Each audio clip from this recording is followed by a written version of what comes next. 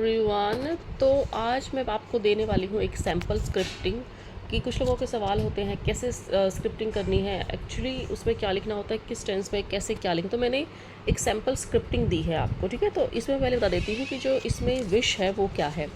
तो सपोज़ करिए एक घर है जिसमें ऊपर और नीचे 2 फ्लोर हैं। मैं एक बहुत ही कॉमन एग्जांपल दे रही हूँ, ठीक है। और आपको जो है हस्बैंड के साथ दूसरे फ्लोर पर शिफ्ट होना है। अपने ड्रीम रूम में आपको वो फ्लोर ज़्यादा पसंद है और आपको अपनी प्राइवेसी चाहिए, तो आपको फर्स्ट या सेकंड फ्लोर पर शिफ्ट होना है। मान लीजिए आपको फर्स्ट फ्लोर पर शिफ्ट होना है, उसमें आपकी प्राइवेसी भी होगी और आप जो है आपको इकट्ठे टाइम मिलेगा। तो आपके कुछ रीज़न्स हैं, कोई भी रीज़न हो सकते हैं, मे भी सेल्फिश भी हो सकते हैं, इससे कोई फ़र्क नहीं पड़ता है। और फिर आप में सबसे पहले तो आपको देखना है कि उसमें प्रॉब्लम्स क्या क्या हैं। तो मैं सपोज़ करने के लिए आपको बता रही हूँ, एग्जांपल देने के लिए कि आपको लग रहा है कि ऐसा पॉसिबल ही नहीं है कि आप लोग जो है ऊपर शिफ्ट हो जाओ, इट सीम्स इम्पॉसिबल। और आपको ऐसा लग रहा है कि आपके जो घर के रिलेटिव्स हैं, आपके फैमिली मेम्बर से वो बहुत बड़ा ड्रामा क्रिएट कर देंगे और ऐसा होने ही नहीं देंगे कि आप लोग शिफ्ट हो जाएं। आपको ब्लेम किया जा सकता है, आपको सारे वो ड्रामा करके अपोज़ करेंगे। हस्बैंड जो है सैड हो सकते हैं और आपको ब्लेम कर सकते हैं। और हस्बैंड डिप्रेशन में भी आ सकते हैं कि आपके साथ वो अलग हो गए हैं क्योंकि आप उनकी लाइफ में हैं। तो इस तरीके के है आपको, तो अब इनके ऑपोजिट आपको स्क्रिप्टिंग करनी है, ठीक है। तो ये सारी प्रॉब्लम्स हैं आपकी, इसमें कोई और प्रॉब्लम्स भी हो सकती हैं, ये मैं आपको एग्जाम्पल के लिए बोल रही हूँ, ठीक है।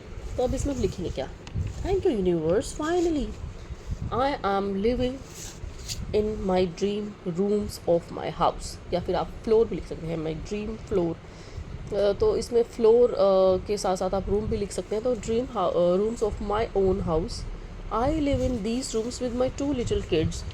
हो सकता है कि आपको किड्स की आपको विश हो, तो वो भी आप इसमें लिख सकते हैं। आई am so happy and grateful that I am shifting in those room of my own big house with my husband easily and happily. क्योंकि आपको लगा था कि बहुत ज़्यादा ड्रामा वगैरह होगा, तो आपने ऑलरेडी ये लिख दिया easily and happily.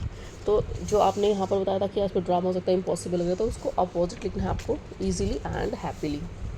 The shifting was pretty easy and exciting, ठीक है। तो आपने बिल्कुल अपोजिट लिख दिया कि मे बी अभी आपको इम्पॉसिबल लग रहा है, तो अभी आपको लिखना है कि ये बहुत ही ईजी शिफ्टिंग है और एक्साइटिंग है, ठीक है। My husband is really excited and happy to shift and live with me.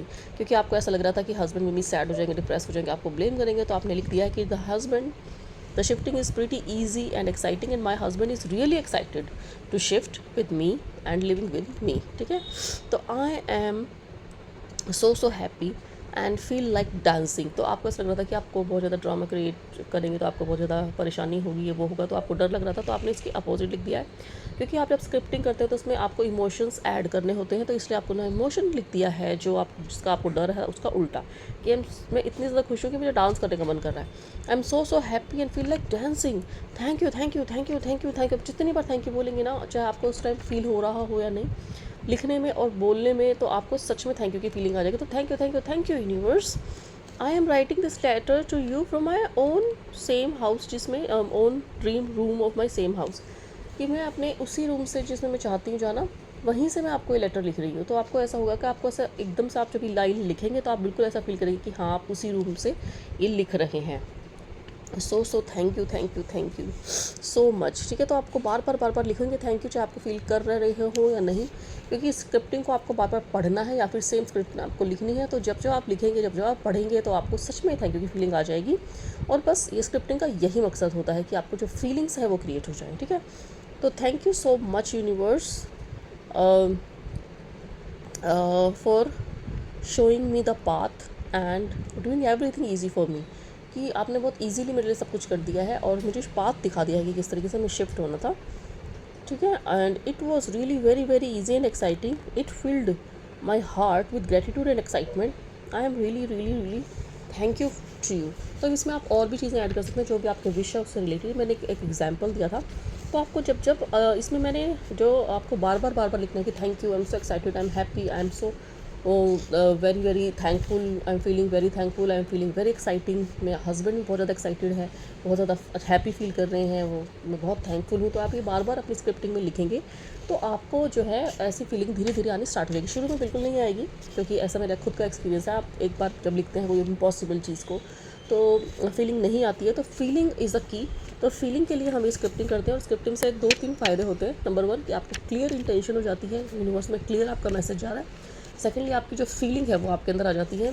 Thirdly कई बार ऐसा होता है कि हमें पता ही नहीं होता कि हमें ये चीज़ मिल जाएगी तो हम कैसा फील करेंगे, तो वो अपने आप आपको बनाकर लिखना है।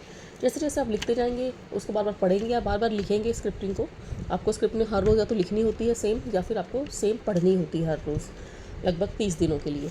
तो फिर आप जैसे जैसे पढ़ेंगे हर रोज़, जैसे जैसे लिखेंगे हर रोज़, तो आपको ऐसी फीलिंग्स आती चली जाएंगी। और फाइनली आपका जो है माइंड की भी प्रोग्रामिंग हो जाएगी। तो ये मैंने आपको एग्जांपल के तौर पर समझाया, क्योंकि ये मैंने खुद किया है और मैं आज उसी अपने रूम में हूँ जहाँ मैं चाहती थी।